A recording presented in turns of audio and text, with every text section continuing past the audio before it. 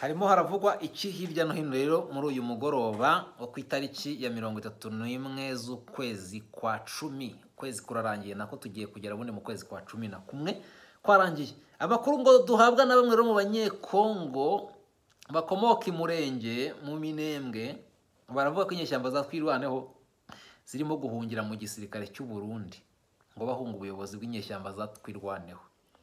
Twirwaneho mwibuke ko ku ruhande rumwe yari yafashe igisate cyo gufatikanya na M23 kandi saho gusa n'ahandi naho hari ibice byinshi Kongo iri kugenda ivuga yuko aba inyeshyamba za M23 ziri kugenda zirometa cyangwa se ziripotinga cyangwa se zitanga ku ruhande rwa leta. Ni mu gihe rero nanone muri Repubulika ya Demokarasi ya Kongo mwarabyumvise mu gihe gitoya iriya conference yaberaga hariya mu France, iriya conference internationale yigaga ku bibazo by'umutekano mu karere k'ibiyaga bigari, ubwo Macron avuga ati namobilije miliyari n'igice y'amayero yo kugira ngo gufasha ibikorwa by'ubutabazi, ni nabyo Kongo yafashaga. Ariko abantu benshi bakibaza bati se ni izihe nyungu ifite muri kugira ngo ikibuga cy'indege cya Goma kibe cyafunguka? Abandi nabo bakavuga bati inyungu nyinshi zaba ziri kure mu 23 kubera ko ishobora kwanyuza ibikoresho, ishobora kwanyuza ibiki. Ariko nande bakavuga ati ubundi se 23 yabuze ahantu inyuza ibikoresho.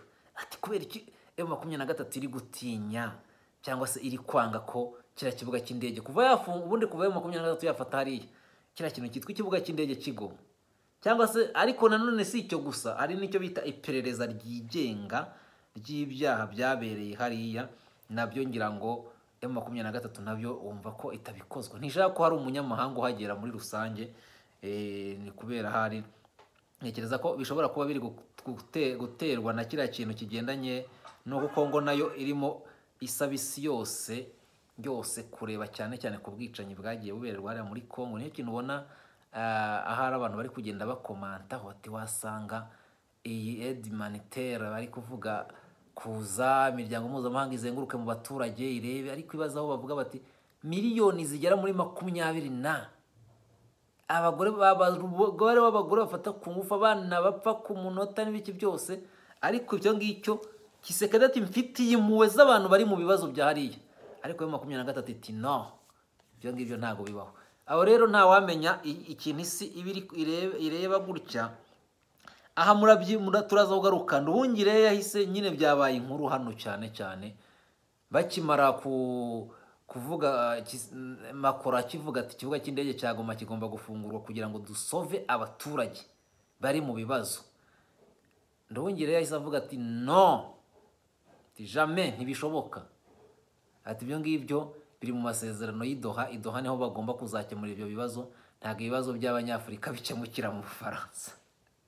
Abantu bari kuvuga ati ese kubera iki Nduhungire yasubije mbere yuko M23 nayo isubiza ko buriya yagombaga guhita yigira gahinja akicecekera. Abantu nabo bakramye cyane bati Nduhungire kubera iki yavuze iki, kubera iki ibintu yabivuze. Ati burase nko kwita mu mugozi. Wowe urabibona gute muri commentaire? Urabona ko ariho commentaire nyinshi zigenda zivuga nyine bati Nduhungire buriya ati icyo yagomba gukora buriya nk'umuntu w'umudiplomate yakagombye kugira kaga kiregeshwa ka politike nyine ko nibura ko kubeshya nk'uko abanyapolitike bavuga bati abanyapolitike muri ababeshya. Akavuga ati rero iki kibazo mumbajije niba rero mumbajije bati urabibona bite uravuga, ntago agomba kuvuga ati ntago ibintu tubona bikwiye, ati ibibazo biracyari hari Doha. Yewe yagomba kuvuga ati rero biriya bibazo mutushyiraho nk'abanyarwanda nta hantu duhuriye nabyo. Kiriya kibuga ndetse yanabivuga ubundi yanagombye no kubishyigikira nawe akavuga ati njewe uko mbibonaho ko gufasha abantu bari mu kaga ntago ari ibintu bibi, ahubwo bagire vuba. Aho kugira ngo avuga ati yoye ati biriya bicahita yerekana ati akimara avuga ibyo ngibyo M23 nayo yaje isa niyunga mu rya Nduhungire nayo ivuga ngo ibibazo byacu ibintu nk'ibyo ngibyo nta hantu, ntago Ubufaransa aribwo bugomba kuza kubikemura. Niyo context ibibazo bigomba gukemukira Doha niho tugomba kuzabyumvikaniraho. Abantu rero bahise babibona yuko ijwi rya Nduhungire cyangwa se text ya Nduhungire ariyo ivugwa na M23. Hariho rero abantu bakomeza kuvuga ati Nduhungire buriya ntari gutamo u Rwanda muri buriya buryo. Iki kibazo rero nicyo abantu bakomeza kureba kira ngo rero hanga turaza kubirebaho. Hano President Donald Trump nawe ndabona n'agahinda kenshi aravuga ati aravuga ati le président Donald Trump a réalité sur une menace existentielle contre le christianisme au Nigeria. Hano muri Nigeria ho byo abantu b'abakristo bafite ibibazo cyane kubera ya mitwe y'abayisilamu yitwara k'isilamu, ariko nibazange hino byaranyobeye.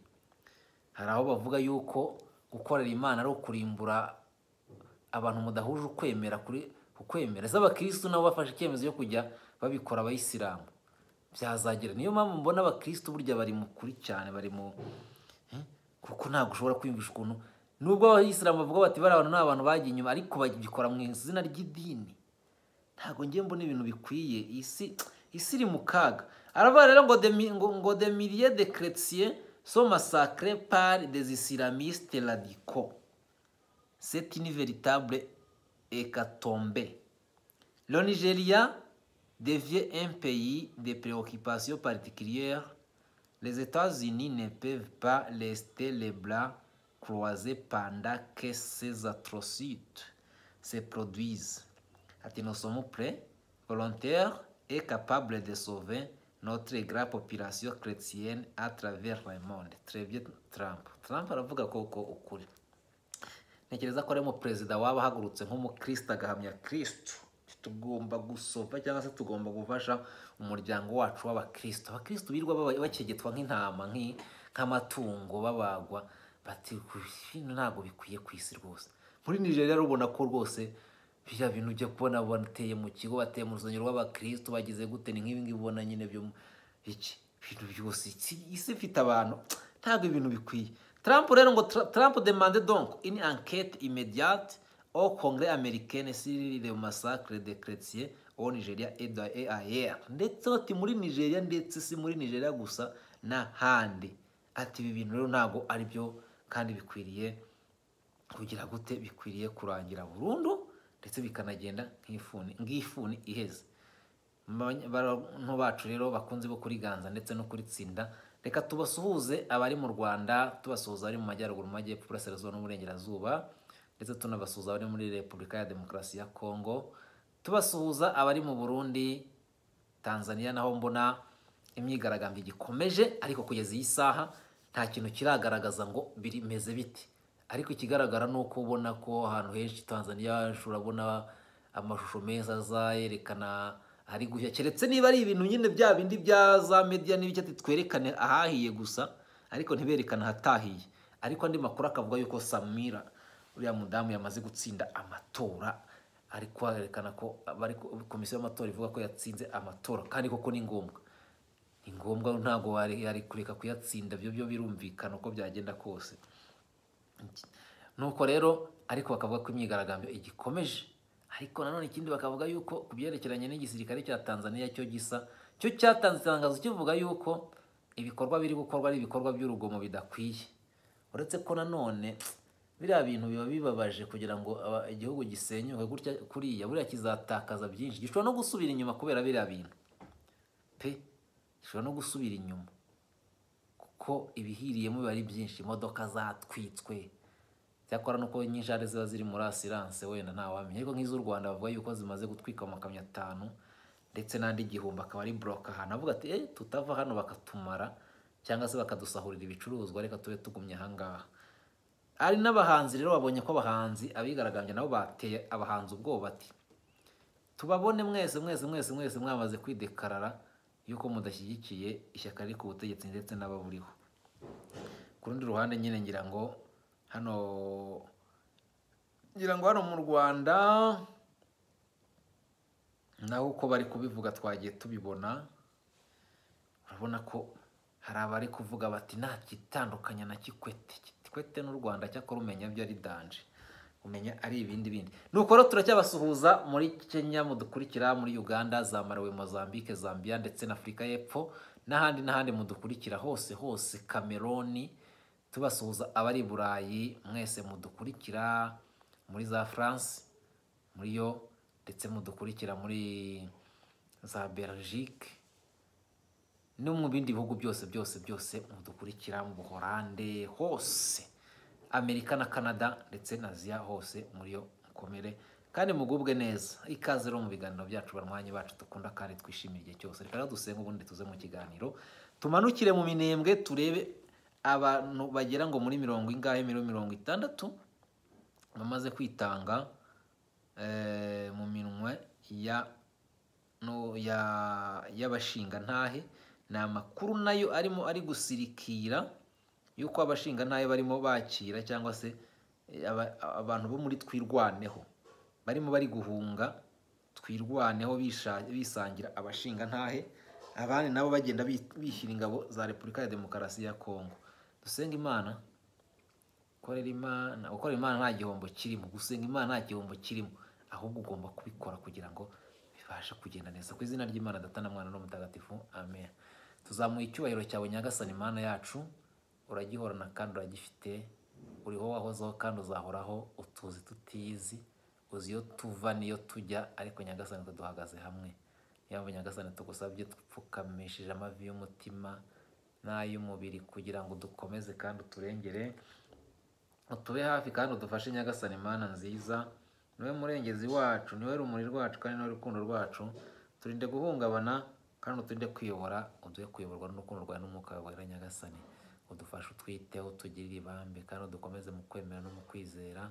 Kiduhungabanya ku mubiri ndetse no kuri roho cyose Nyagasani ukidukize. Dawe niwe murengezi wacu, utuvugire utuvuganire kandi Nyagasani utube hafi muri byose. Mana ishobora byose, twemeye kugukurikira ariko kubw'ibyaha byacu Nyagasani hari igihe kenshi dutandukana nawe, ariko tuzi ko uri umubyeyi, niyo mpamvu duhora tugusaba imbabazi kandi twizeye ko tubabarira ku byo twakoze, twavuze, twatekereje n'ibyo twirengagije gutunganya. Nyagasani utunganye roho zacu zose, ubwenge bwacu bwose, maze tuvuge ibyo tubwirijwe nawe, turebe Nyagasani neza ibyo turebejwe nawe, kugenda gukora byose tuyoborwe nawe mu nzira zawe zitunganye umunsi ku munsi. Uhoraho niwe rumuri rwacu, niwe rukundo rwacu, niwe utajya twirengagiza mu byago no mu makuba, kandi niwe utugenderera umunsi ku munsi, amanywa n'ijoro. Udufashe Nyagasani, utwiteho kandi utuyobore amanywa n'ijoro. Nyagasani Imana yacu rero bari mu nzu z'imbohe, mu bitano n'umuhungiro, urebe igihugu cyacu Nyagasani udufashe, urebe ibihugu biri mu ntambara n'amakimbirane n'ibindi byose Nyagasani, abo bose ubasange kandi ubatabare. Nyagasani ngwino hafi yacu, wowe Imana Data na Mwana n'Umutagatifu, nk'uko bisanzwe iteka ubu no mu iteka ryose, amen. Ndakuramutsa Mariya wuje Imana n'Imana, wahebuje abagore bose umugisha, na Yezu umwana wabyara asingizwa. Mariya Mutagatifu umubyeyi w'Imana, urajya usatwa abanyabyaha kuri njye tuzapfira, amen. Ku izina ry'Imana Data na Mwana na Roho Mutagatifu, amen. Hano reka duhere ku inkuru nayo iri kuvugwa hano. Baravuga yuko ni amakuru nanone ari guhitahita hano ku mbuga nyinshi hano yavuzwe. Baravuga yuko ngo bamwe Kongomani rero batanze amakuru baturuka mu minembwe yuko inyeshyamba za Twirwaneho ngira ngo murabizi ko ari inyeshyamba ziri mu Nyamurenge, zirimo guhungira mu gisirikare cy'u Burundi, bahunga ubuyobozi bw'inyeshyamba za Twirwaneho. Ubutumwa rero bati twahawe inyeshyamba za Twirwaneho rero MRDP zirimo gutoroka ku bwinshi. Amakuru yo mu bice rero by'iwacu aremeza ko abana bagera kuri 69 aribo bamaze gutoroka, batorokana n'imbunda zabo. Urutonde rw'abatorotse rero narwo barushyize ahagaragara. Urutonde rw'abatorotse ngo harimo ngo wita ngo Kimararungu, ngo umusinzira, niba ari umusinzira, ni mu bwoko bw'abasinzira ahari, ngo niwe rero ngo banjirije abandi gutorokera mu basirikare b'u Burundi. Hari uwo bita rero Muhodari, ngo ni umwitira, ngo yacikanye imbunda. Muhodari wundi Umusama yacikanye icyombo Motorora. Ubukuru Umudahurwa yacikanye imbunda y'amashinigani imwe. Kayira umusinzira, uyu niwe wabagiriye inama yo gutoroka. Urumva ko batanze amakuru yose baba yazi. None Rushimisha rero Umwega yacikanye udufaranga tw'abandi. Kega Umwega yacikanye icyombo yari yatiriye. Rukumbuzi rero Umusegege yacikanye imbunda. Mwungura Umunyabyinshi yacikanye imbunda. Ncendo Umwita yatorokanye bogise y'amasasu. Gikwerere Umunyabyinshi yatorokanye bogise y'amasasu. Rwinika Rwinikiza wa Zabuloni Umunyakarama yatorokanye na murumuna we Byicaza. Mutegetsi Umusinzira yatorokanye imbunda. Kazungu umutware yatorokanye imbunda na Jimeri. Murumuna wa Kazungu umutware yatorokanye imbunda nini. Abo bose ngo hamwe n'abandi tutavuze nibo bamaze gutoroka.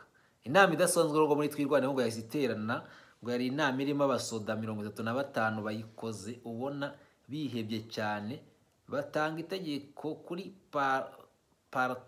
niba ari paratuni, kuri paratuni kamanda wabo ko uwo bazumvana icyo gitekerezo cyo gutoroka agasanga abarundi azahita araswa ako kanya. Aba bana batwirwaneho ngo bakiriwe na koroneli w'umurundi witwa Renzaho Juvenal, bamubwira ko batazi kugeza ubu icyo barimo kurwanira, ndetse bavuze ko muri Twirwaneho ngo harimo akarengane gakomeye, ngo n'ibyo kurya ntibiri kuboneka, inzara imeze nabi kuba sigayemo. Abashoboye rero basabye ingabo z'u Burundi ko zabatabara bakabona ubuvuzi bwa barumuna babo basigaye mu maka ya Twirwaneho, babuze ubuvuzi kandi bashonje.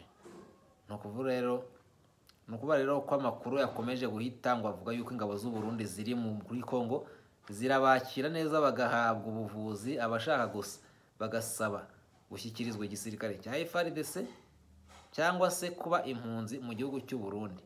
Ariko amakuru atugeraho nuko abasore bose bahitamo kujya mu gisirikare cya FARDC.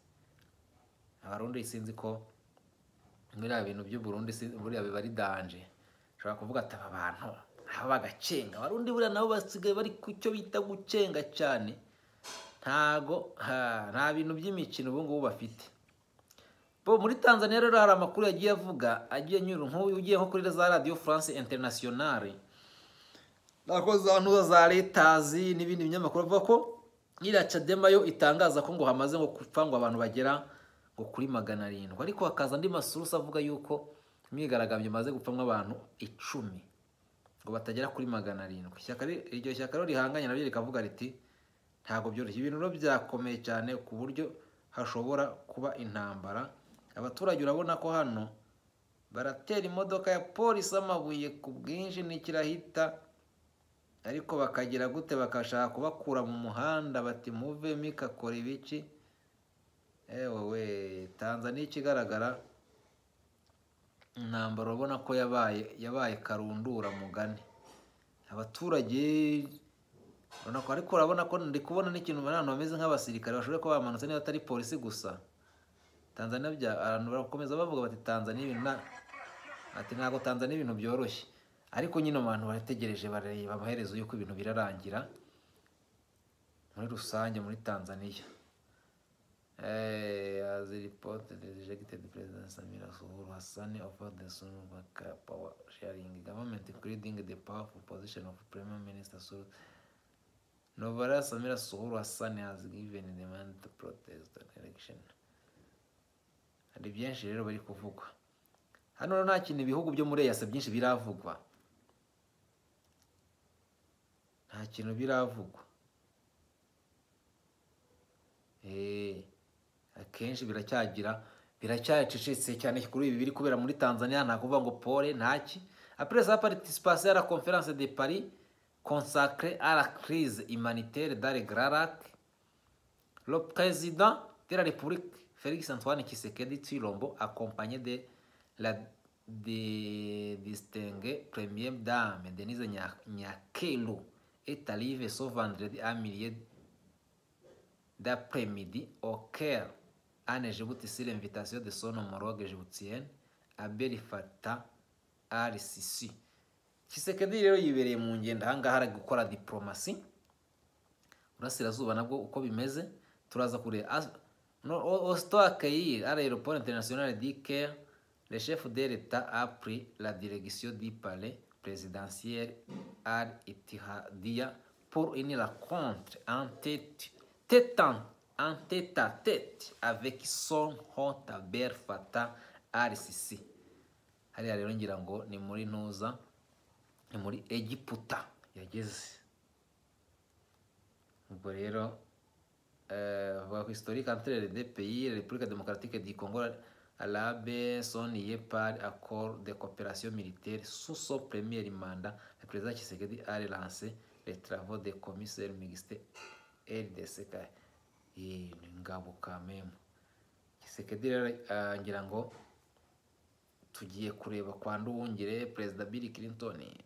Bill Clinton nawe yandika ibiki twanyarutse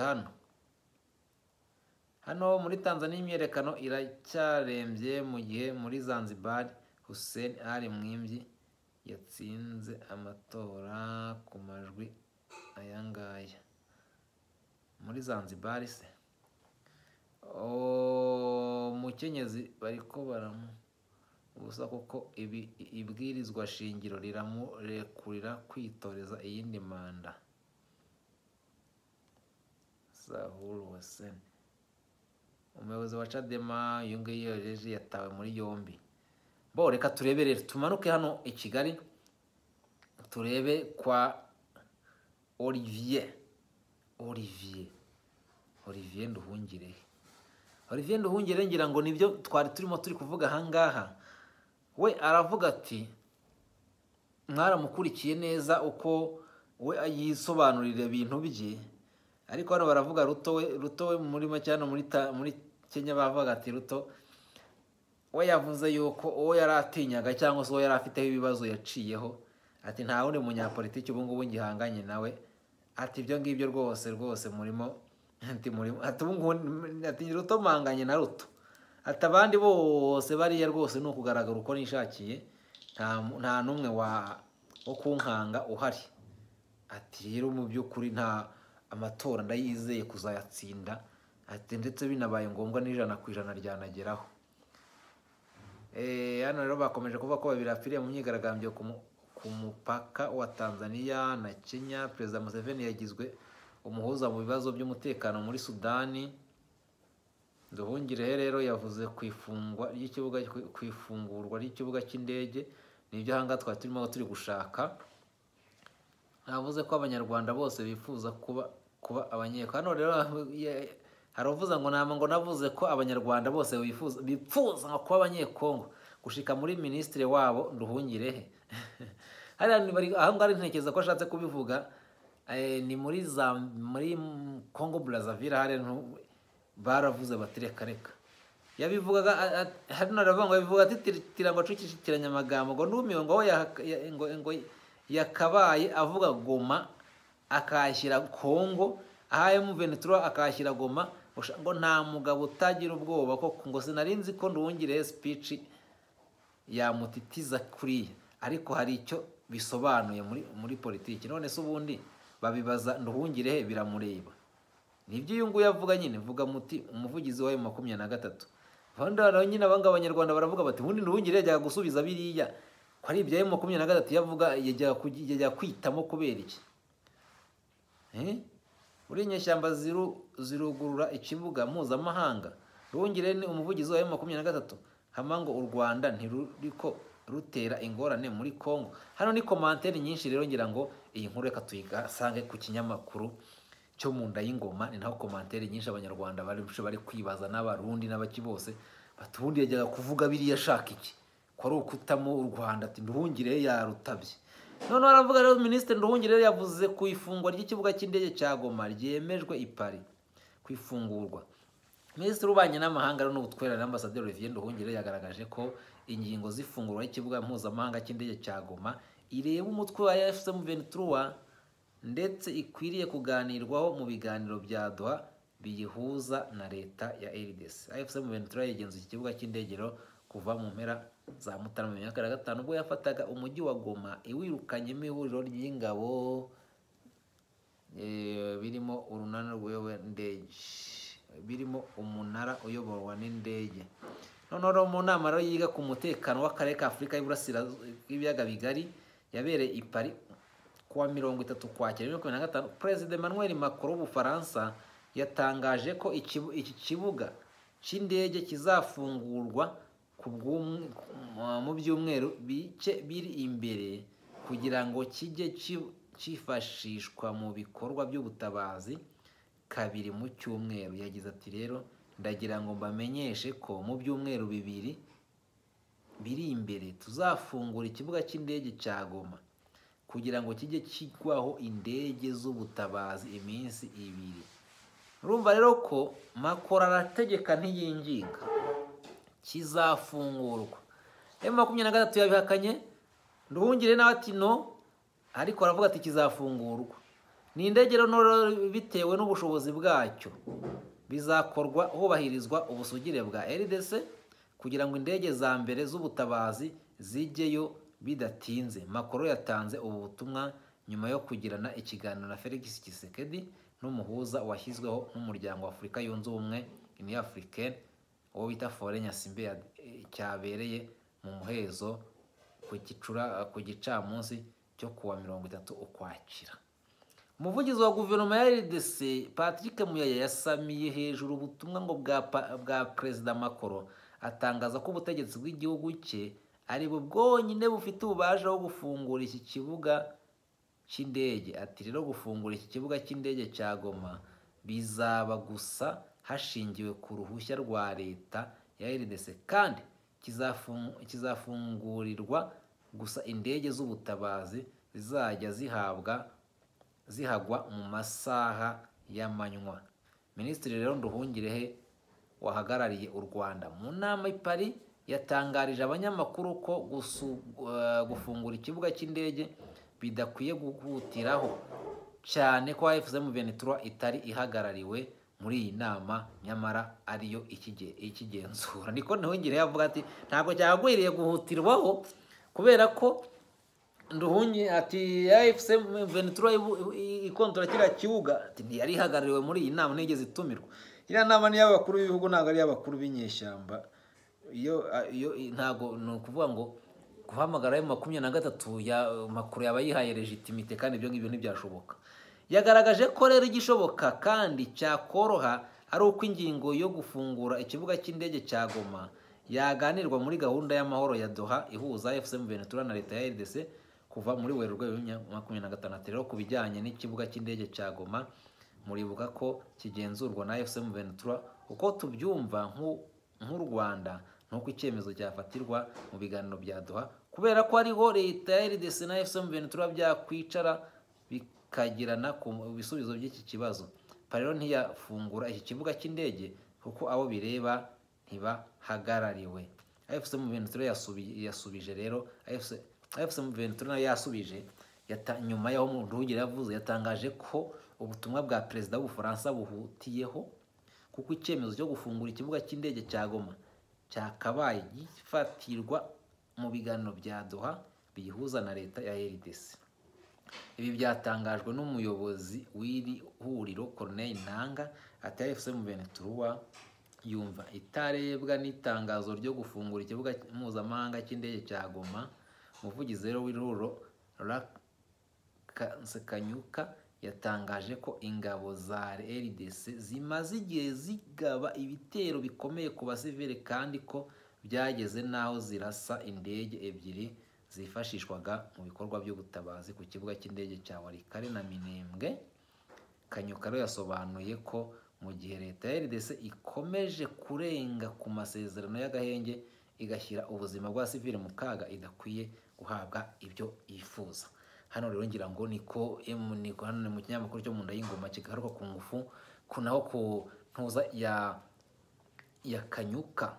Ati ikindi kandi mu gihe abari barahunze bose basubiye mu bice baturutsemo, nta bwihutirwe bw'ibikorwa by'ubutabazi bukenewe mu bice byabohowe. M23 rirasaba Ubufaransa kutagwa mu mutego w'imiryango y'ubutabazi yungukiye cyane ku bari barahungiye mu nkengero z'umujyi wa Goma. M23 rero yatangaje ko imiryango y'ubutabazi ishyigikiye ku kibuga cy'indege cya Goma gifungurwa, ariko yakomeje gutera inkunga umutwe wa FDLR n'indi mitwe kugira ngo ikomeze kubaho. Minisitiri w'ububanyi n'amahanga rero w'Ubufaransa Jean-Noël Barrot yabajije uwo guverinoma y'igihugu cye yaganiriye nawe ku ifungurwa ry'ikibuga cy'indege. Ntiyasubiza ahubwo asobanura ko umwanzuro wa nyuma ushobora gufatirwa muri Qatar. Minisitiri Barot ati iyi nama mpuzamahanga yari umwanya wo kwihutisha ibiganiro kuri iyi ngingo, bizakomeza mu buhuza bwa Qatar hongerwemo ibishya byatangiwe hano i Paris. Tuzareba rero uko bizagenda nyuma y'iki cyemezo bavuga ko cyahutiweho, ariko Macron ibyo byose yatangaje biriya hari icyo yizeye. Tuzareba niba bazafata icyemezo cyangwa se hazabaho guca icyo bita guca amazi, bati ntabwo icyemezo tucyemera cyangwa se turacyamaganye cyangwa se turacyanze. Nuko rero ngira ngo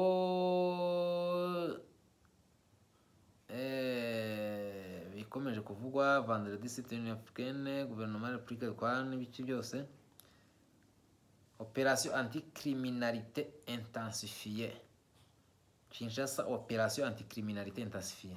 Chef de la police Kinshasa, Israël Kantou, a lancé hier jeudi, le 30 octobre 2025, l'opération Kanga, traque sans merci, pour renforcer la sécurité avant les fêtes. C'est une nouvelle traque qui se fera de portée à portée. Hano baratwereka Tanzania, Human Rights exprime sa profonde inquiétude face aux décès et aux blessures survenues lors des manifestations liées aux élections. Il dénonce l'utilisation d'armes à feu et de gaz lacrymogènes par les forces de sécurité pour disperser les rassemblements. L'ONU appelle ces forces à éviter l'usage excessif ou inutile de la force, y compris les armes létales, et à œuvrer pour réduire les tensions. Les manifestants doivent avoir la possibilité de s'exprimer pacifiquement. Hano rero ubona ko ibintu byo muri ntuza, ibintu byo muri Tanzania hariya ubona ko ibyari imyigaragambyo ubona ko byabaye nk'ibizamo nk'intambara. Ku byerekeye igisirikare cyakora ubona ko igisirikare ubona ko cyabaye nk'ikisa nk'igituje cyari gukora igipolisi muri rusange, ariko ubona ko nibikomeza gutya biraba ibindi. Suite à la crise dans la région de Galac, la Belgique mobilisait plus de 26 millions d'euros d'aide humanitaire. Belgique rero muri mwaka w'ibihumbi 2025 yabashije gukusanya inkunga ya miliyoni 26 z'amayero zo gufasha RDC, Burundi na Uganda, et 24,5 millions pour 2025 s'ajoute 138 millions cette année et 130 millions en 2026 de coopération au développement, a annoncé le ministre belge des Affaires étrangères Prévost Maxime Prévost. Rero amafaranga amaze kuyegeranya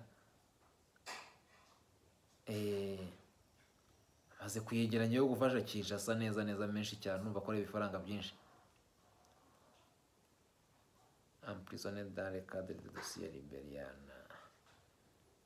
Nuko rero ngira ngo amakuru muri makeya Kinshasa turi kubona nayo ngayo. Reka duse naho dusoza ibiganiro byacu, ubundi ndi nayo mu kanya kandi kaza tumaze kwegeranya uko ibintu bimeze hirya no hino ku isi. Ariko mu Rwanda naho ubwo dutegereje uko ibintu biragenda bimera. Nta kintu ubona mu Rwanda uretse kuvuga ngo amakamyo yaborotswe, ariko nta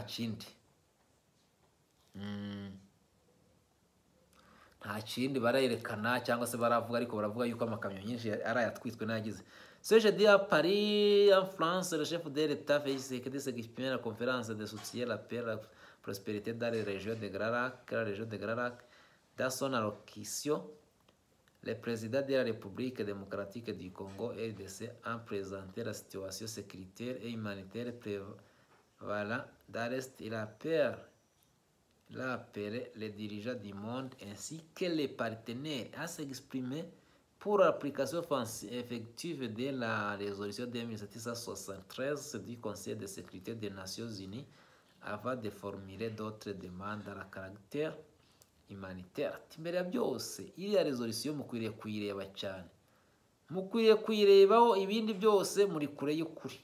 Nuko rero reka twigane ku musozi. Imana ibarinde mwizerwa Silva, Perezida Peace imbere kuri Kigali mu Rwanda. Kigali nahagaruka, mugire byiza. Ciao ciao, turabakunda, bye.